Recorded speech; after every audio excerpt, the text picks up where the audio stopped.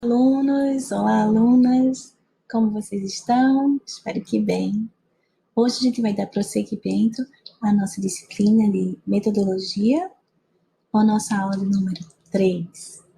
Vamos conversar um pouquinho sobre plágio e em seguida ver ou rever as normas da ABNT, Associação Brasileira de Normas Técnicas. Vamos começar com a norma de citação, a 10.520.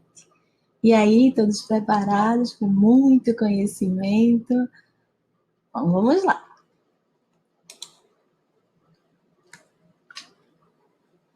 Começo falando, então, de autoria e plágio, certo? Primeiro, a gente precisa entender o que é um texto autoral, o que a gente escreveu no nosso texto. Então, olha, texto autoral é aquele que a gente vai escrever o nosso trabalho. Então, se vai estar lá na capa nosso nome, a gente é responsável por esse texto. A gente é que vai escrever esse texto. Então, se o professor vai pedir para você fazer um trabalho, quem vai escrever esse trabalho é você. Se você vai fazer o TCC, quem vai ser responsável pela escrita do seu trabalho? Você. Então, o trabalho é seu. Você é autor daquele trabalho. Portanto, trata-se de um trabalho autoral. Significa que você vai buscar informações, né? Como a gente viu na aula passada de pesquisa bibliográfica, a gente vai trazer os dados, os conhecimentos dos livros, dos artigos científicos, das teses, das dissertações. A gente vai buscar esse material, as informações, os dados necessários para a gente escrever o nosso trabalho, certo? Então, o texto daquele trabalho que a gente faz é nosso, certo? É um texto autoral. Na ciência, né, quando a gente vai escrever um texto científico, a gente sempre vai dialogar com aquilo que veio antes da gente. Eu acabei de falar que a gente vai buscar informações, a gente vai buscar dados, né, em pesquisa bibliográfica, que é isso que a gente está tratando aqui na disciplina. A gente vai buscar isso, né, nos livros, em outros autores, em obras. Então, a gente vai estar sempre produzindo o nosso texto com base no que veio antes, certo? Então, todo texto científico, ele é um intertexto. Ele dialoga com os textos que vieram antes e ele vai dialogar também com os textos que virão depois, certo? Então, é um texto intertextual. É esse diálogo entre os textos que a gente vê na ciência, certo? Mas não é só na ciência que a gente vai ver intertexto. A gente vai ver, por exemplo, o que eu trouxe para vocês, na publicidade, né? Olha aqui, esse anúncio, para que varinha de condão quando se tem maquiagem, né? Esses sapatinhos de cristais fazem vocês se remeterem a quê? Né? Não é a Cinderela? A história, né? Conto de fadas infantil da Cinderela. Então, a gente, hora nenhuma, vê aqui nessa publicidade, nesse texto, que a referência, que a fonte foi a Cinderela, o conto de fada. A gente não vê. Então, esse diálogo, né, com a história da Cinderela, ele está implícito. Ele não é dito, mas a gente sabe, né? A gente está vendo aqui vários elementos que fazem a gente se remeter a Cinderela, ao conto de fada. Então, é uma intertextualidade do tipo implícita. Ela não está dita expressamente, ela está ali subentendida, certo? Então, isso acontece na música, isso acontece nas artes plásticas, na literatura, isso é muito comum, esse tipo de intertextualidade. Né? A gente pegar as referências, pegar esses elementos e construir um novo sem precisar dizer expressamente qual foi a nossa referência, certo? Porém, quando a gente está no domínio da ciência é diferente. A gente vai sim precisar dizer o que autores a gente está dialogando, de onde a gente pegou as informações, esse conhecimento emprestado para fazer o nosso texto, né? Fazer o nosso trabalho.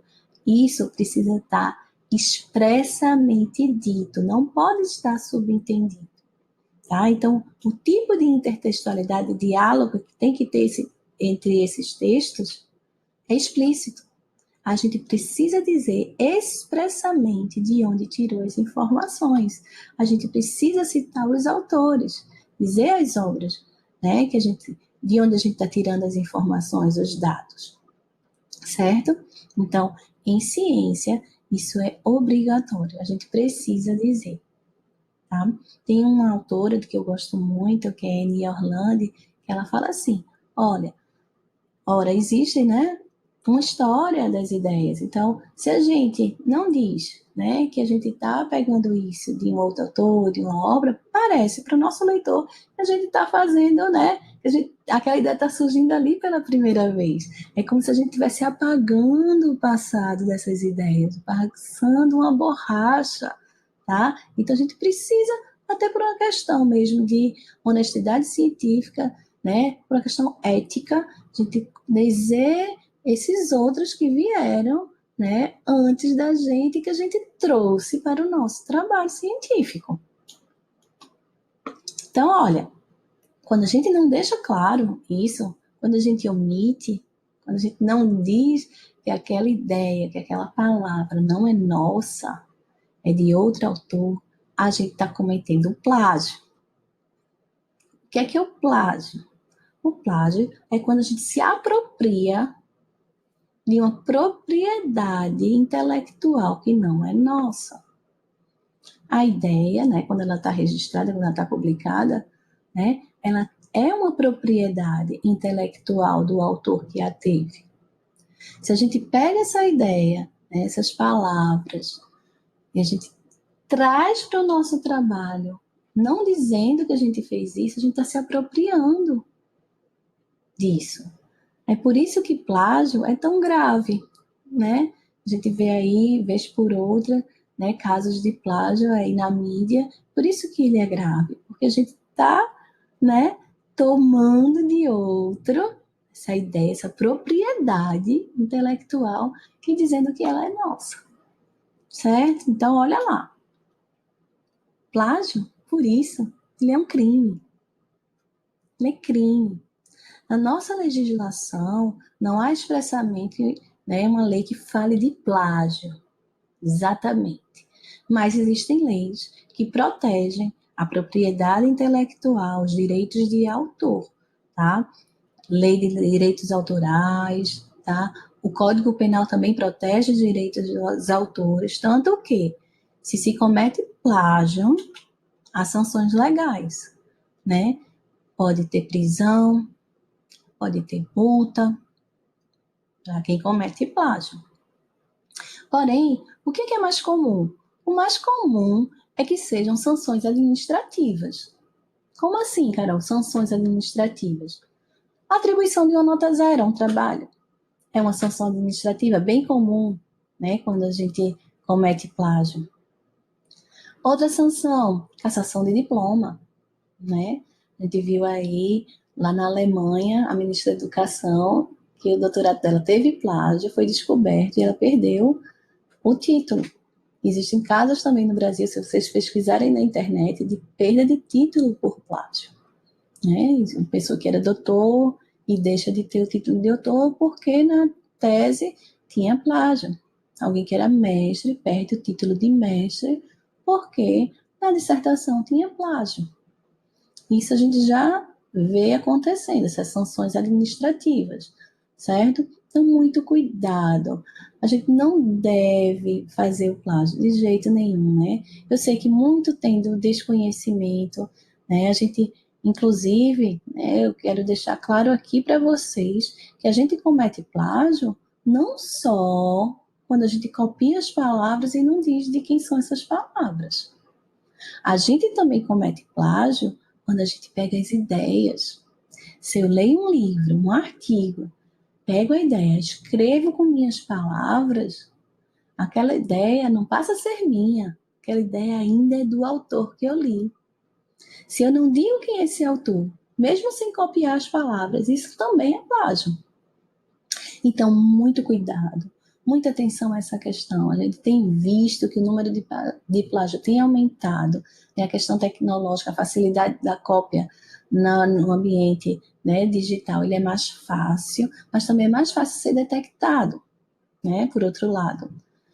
Também eu sei que existe uma cultura, né, isso aí do ensino fundamental, do ensino médio, uma cultura de reprodução, né, aquele professor que exige que o aluno escreva igualzinho, tal como está lá no livro, e aí a gente vai acabando, né, tendo medo de escrever o nosso texto com isso. Eu sei que existe isso, mas também existe um desconhecimento, né, e a gente está aqui justamente esclarecê-los sobre essas questões, para que a gente não cometa mais, né? Se a gente já cometeu, não cometa mais o plágio, certo?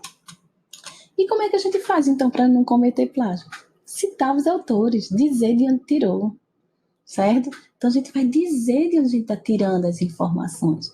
A gente está construindo o nosso texto, lembra? Texto autoral, nosso texto, porém, trazendo dados daquilo que a gente leu. Então, a gente precisa dizer de onde vieram esses dados, certo? Então, a gente precisa citar os autores, as obras, que estão nos ajudando a construir o nosso trabalho.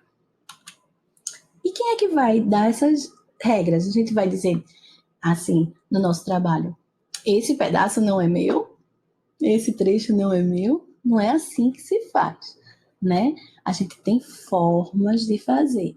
E quem vai dizer para nós é a ABNT, a Associação Brasileira de Normas Técnicas, certo? Ela tem uma norma, uma NBR, norma brasileira, específica para citação, é a 10.520, é essa que a gente vai começar a ver hoje, certo?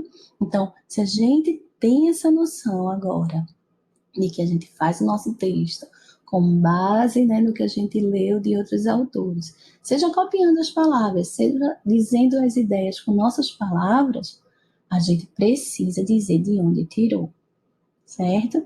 E a gente vai seguir as regras da ABNT para dizer como foi que a gente, né, de onde foi que a gente tirou, certo? É ela que vai dizer como foi. Mas, lembrando que a gente não vai também só fazer, né, a coxa de retalhos. Tu trouxe aqui essa ilustração. A gente não vai só pegar de um de acordo com fulano, segundo Beltrano, para cicrano, copiar, copiar, copiar, copia e cola, um pedacinho daqui. Não é plágio, mas também cadê o texto autoral? Cadê vocês pensando? Cadê vocês escrevendo o texto de vocês? Então, não é só reprodução. Lógico, aqui, lá, a gente vai, né, e traz uma reprodução, uma cópia desses textos, e sempre atribuindo a autoria, né? Mas a gente também quer vocês dialogando com esses autores, dialogando com essas obras, pensando, refletindo sobre o que vocês estão escrevendo, certo? Então, a gente vai começar a ver essas regrinhas que vão ajudar a gente a escrever nossos textos de uma forma científica, tá? E a gente entra, então, no assunto de citação. É aqui que a gente vai começar a ver ou rever, né? Para quem já conhece as normas da ABNT, iniciando por essa de citação.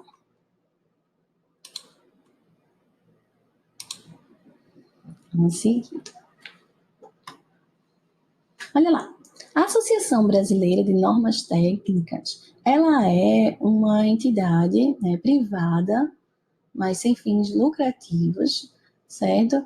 E ela trata de várias outras normas, não só de trabalhos acadêmicos, e várias outras áreas, certo? Mas a gente utiliza bastante também em trabalhos acadêmicos. Não existe só ela, existem outras normas internacionais, a APA é uma delas, a Vancouver, porém aqui no Brasil a gente tende a utilizar a ABNT. É obrigatório? Não, né? A gente pode ter revistas nacionais, né, brasileiras que não usam a ABNT. A gente pode ter congressos que têm outras normas, às vezes até normas específicas daquele congresso.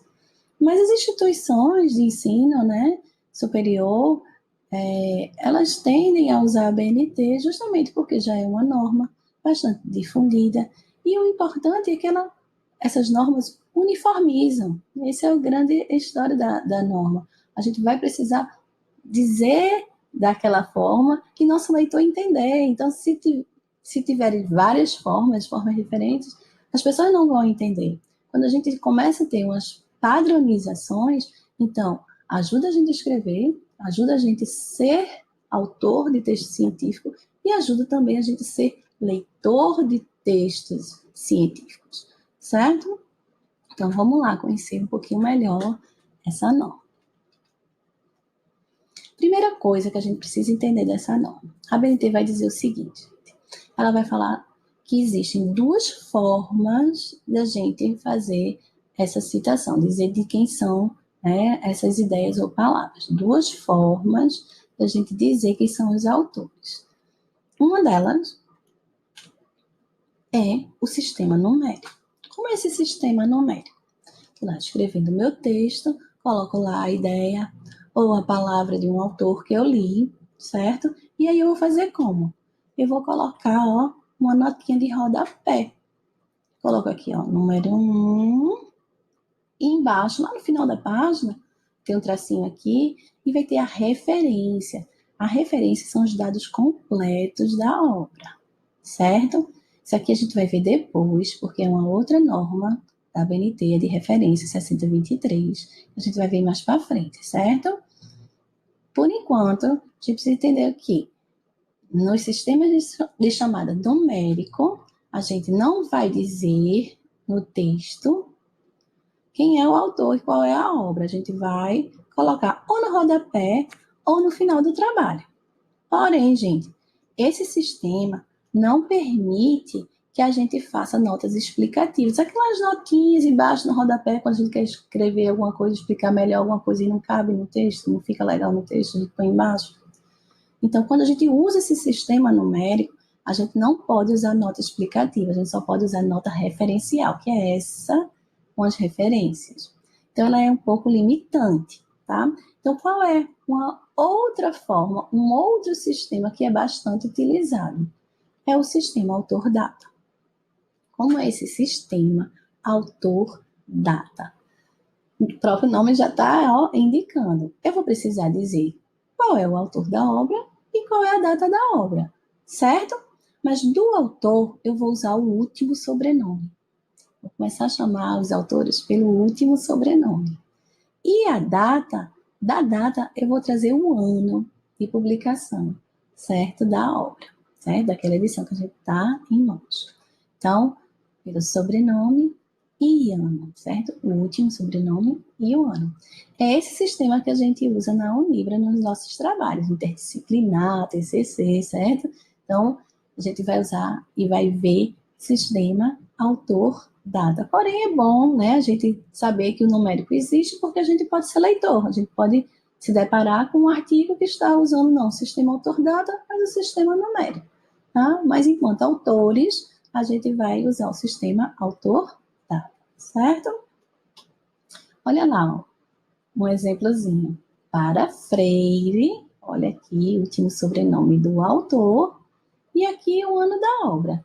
E aqui eu coloco o que eu copiei desse autor, né? Dessa obra. Depois a gente vai ver mais para frente, com bastante calma, todas essas regrinhas, tá? De citação, do tipo, todos os tipos que ela tem, direta, indireta, tá?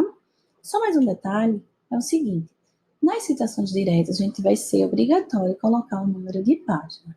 Nas citações indiretas, colocar esse número de página é facultativo, certo? A gente coloca se quiser, tá? Então, a gente vai ver agora já em seguida, que tipos de citação é isso? O que é uma citação direta? O que é uma citação indireta, né? Então, vamos lá entender melhor do que se trata isso. Olha, tipos de citação. Citação direta, isso aqui é texto da BNT, certo, gente? Então, ó, transcrição textual de parte da obra do autor consultado. Olha lá, estou lendo um livro, certo? Estou lendo um artigo científico, uma tese.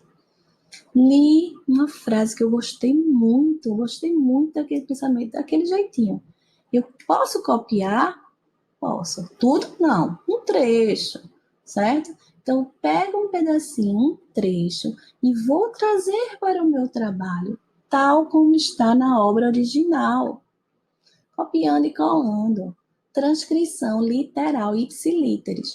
Pego lá como está na obra e trago para mim. Lógico, dizendo o sobrenome do autor, ano, página, certo? Citação direta. E citação indireta? O que seria? É quando eu estou lendo, né, esse livro, essa dissertação, essa tese, esse artigo, e eu não vou pegar igualzinho, eu vou interpretar e escrever com as minhas palavras, ou seja, eu vou trazer a ideia do autor, mas não as palavras serão minhas, porém a ideia do autor. Citação indireta é quando eu digo aquilo que eu entendi com as minhas palavras, certo? Então, isso tem que ficar bem claro, gente, essa diferença, porque a gente vai ver mais para frente, certo? Nas próximas aulas, as regras de cada um desses tipos, mas é muito importante que vocês estejam entendendo a diferença desses tipos de citação. Citação direta, olha lá, novamente.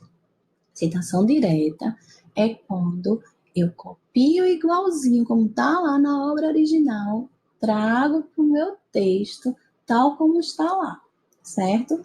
Citação indireta, eu vou dizer só a ideia, eu vou pegar só a ideia, porque eu vou pegar essa ideia e vou dizer com minhas palavras, eu não vou copiar as palavras, certo?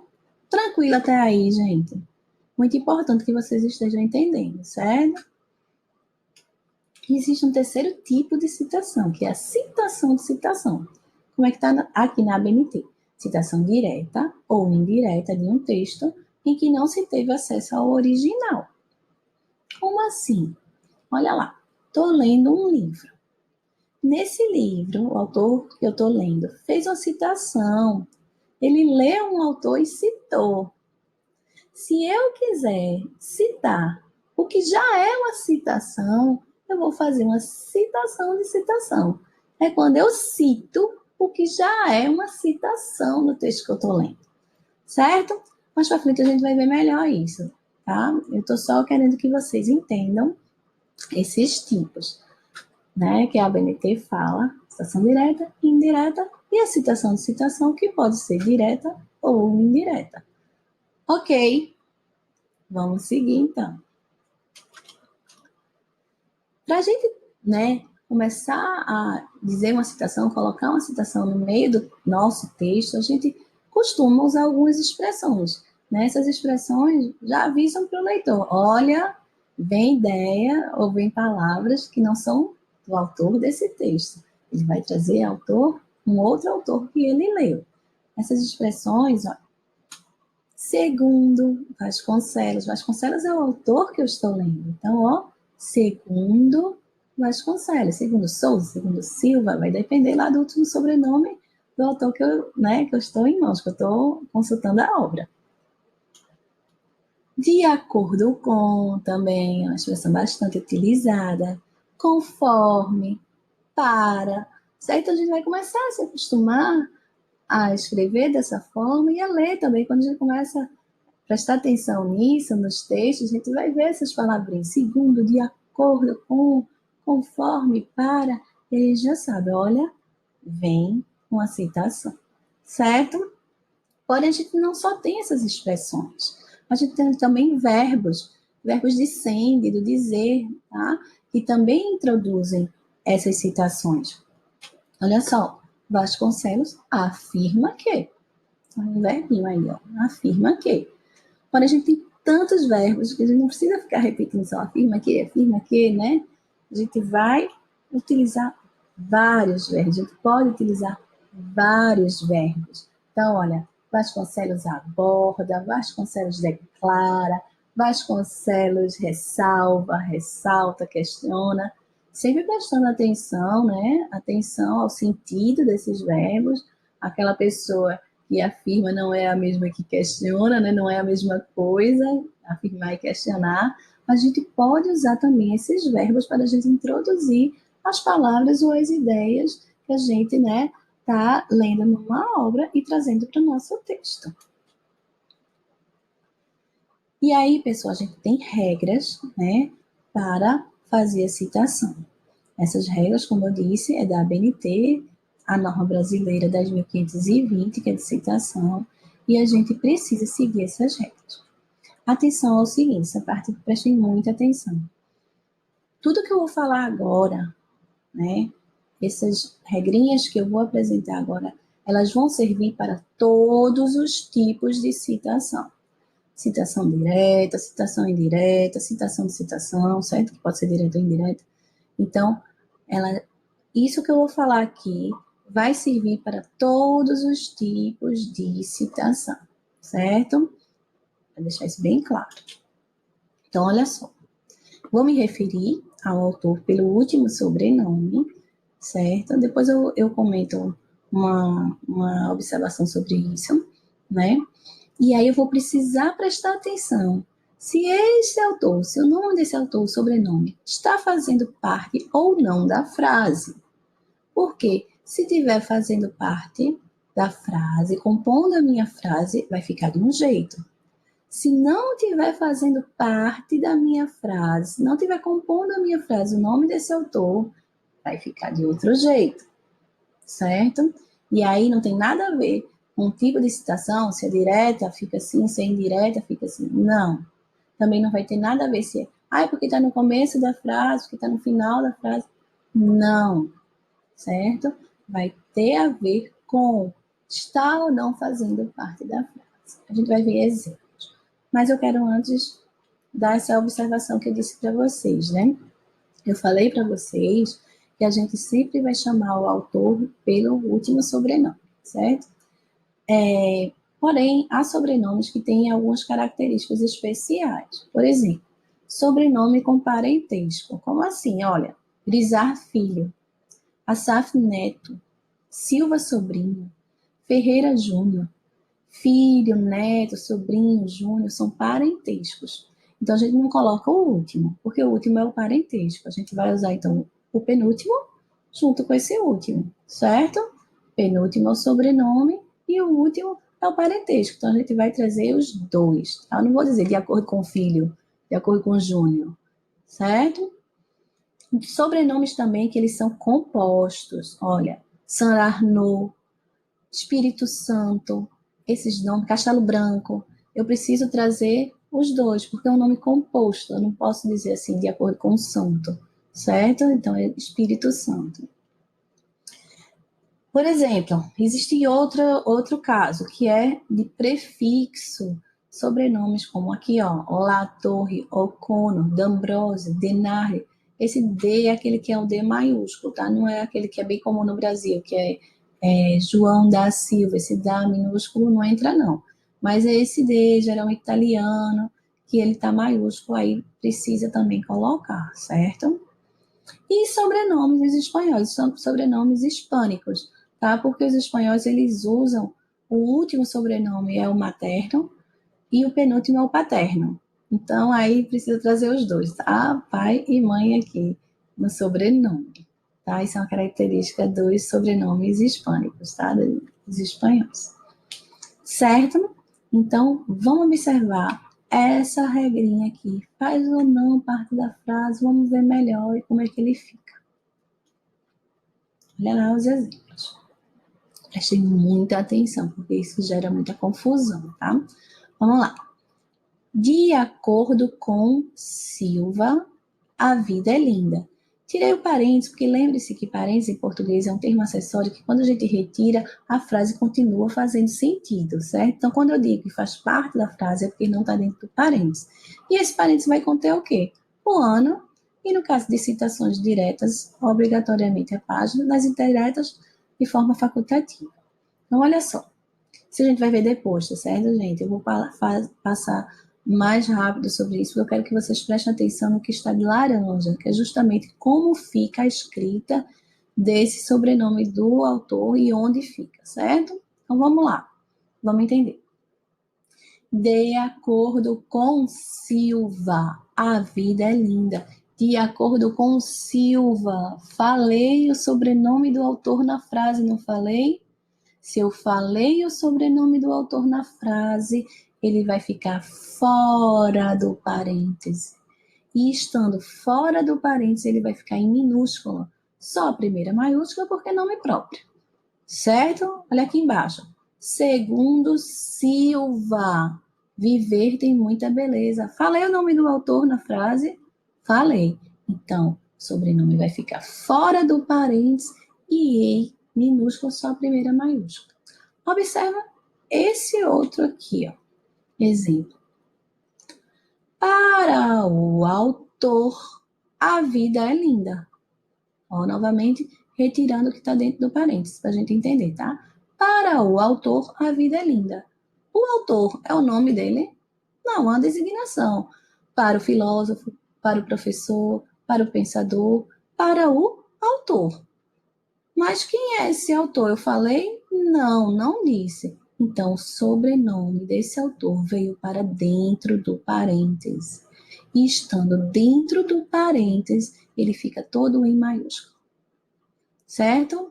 Observe esse outro aqui, ó. Conforme o autor, viver tem muita beleza. Eu disse o nome desse autor? Não. Então, sobrenome, o último sobrenome do autor, ó, veio aqui para dentro do parênteses. Estando dentro do parênteses, é todo em maiúsculo. Mais um para vocês entenderem. Olha aqui. Portanto, a vida é linda. Falei na frase, quem disse isso? Não. Então, o sobrenome do autor veio para dentro do parênteses, todo em maiúsculo. Viver tem muita beleza. Falei quem é o dono dessa ideia? Não. Então, veio para onde o sobrenome do autor, dono dessa ideia? Para dentro do parênteses. Estando dentro do parênteses é maiúsculo. Então, vamos entender o seguinte. Falei o sobrenome do autor na frase fora do parênteses. Estando fora do parênteses, minúsculo. Só a primeira letra, né? Maiúsculo e nome próprio. Falei a frase, não apareceu o nome do autor. Então, o nome do autor vai para onde? Dentro do parênteses. Estando dentro do parênteses, ele fica todo grafado em maiúsculo, a caixa alta que a gente chama. Todo em maiúsculo, certo? Então, a gente tem que prestar atenção. Não é se é citação direta, não é se é citação indireta. Não é se é porque está no começo da frase, não é se é porque está no final da frase. É só e apenas se está ou não compondo a minha frase. Se o sobrenome do autor está fazendo parte da minha frase, que a gente tem que observar. Ok, deu para entender isso? Então, vamos lá, vamos seguir. A gente viu aqui quando a obra é escrita por um autor. Porém, existem obras que são escritas por mais de um autor. Existem livros, né? Existem livros que foram escritos por 2 autores, por 3, artigos que foram escritos por 7, 10 autores, né? Então, a gente precisa ver também como é que a gente coloca quando a gente tem mais de um autor. Olha lá.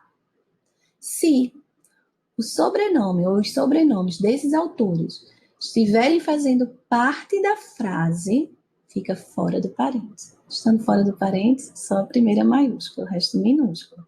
E a gente vai separar os autores como a gente separa normal em língua portuguesa, a pontuação normal, certo? Então, ó, Souza e Dias Júnior. Separei por ele.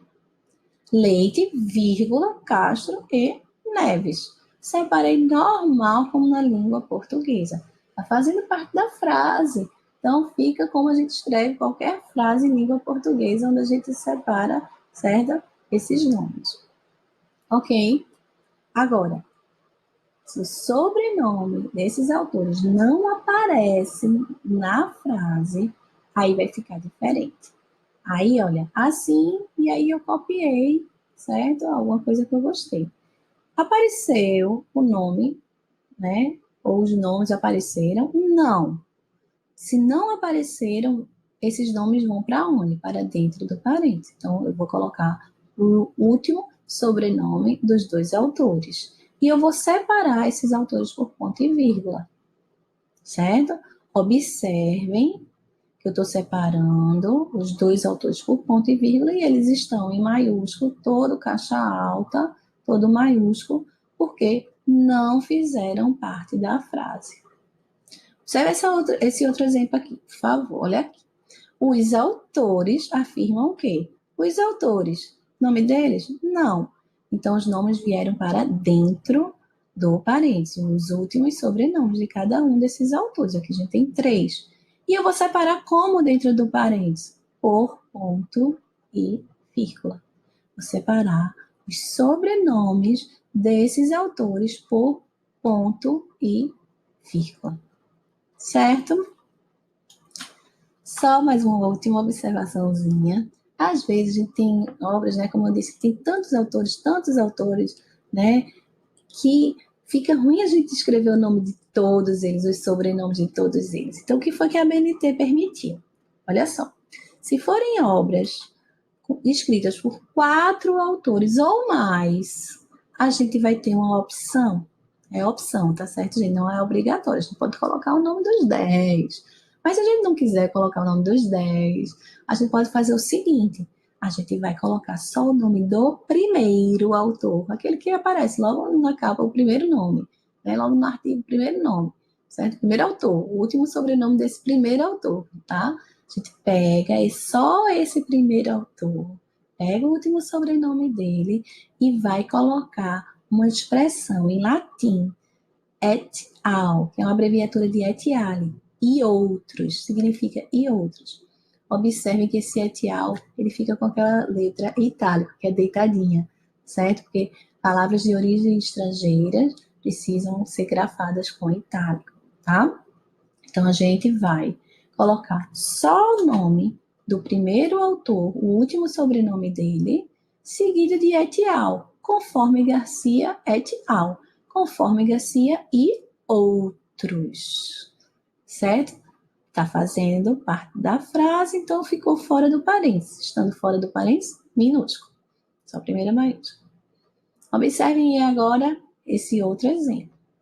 Pode-se dizer que, e aí eu copiei o que eu quis dizer, né?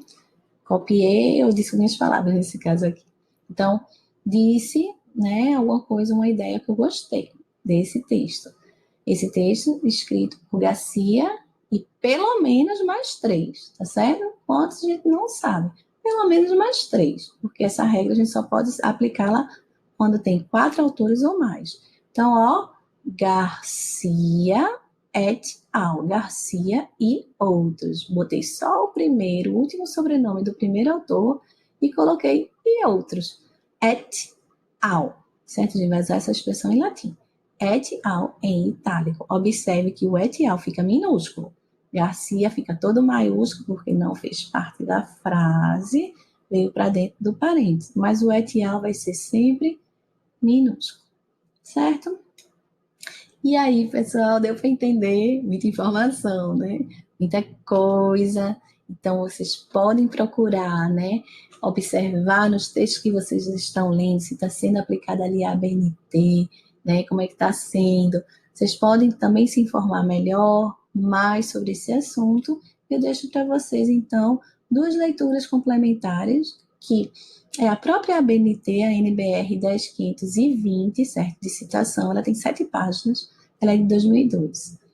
E um texto que é muito bom, eu gosto muito desse texto, da Ivy Juden Snyder, que ela trata justamente essa questão do plágio, mostrando como a construção de um texto, a intertextualidade, as várias camadas de um texto, né? Para a gente entender melhor essa questão do plágio, certo?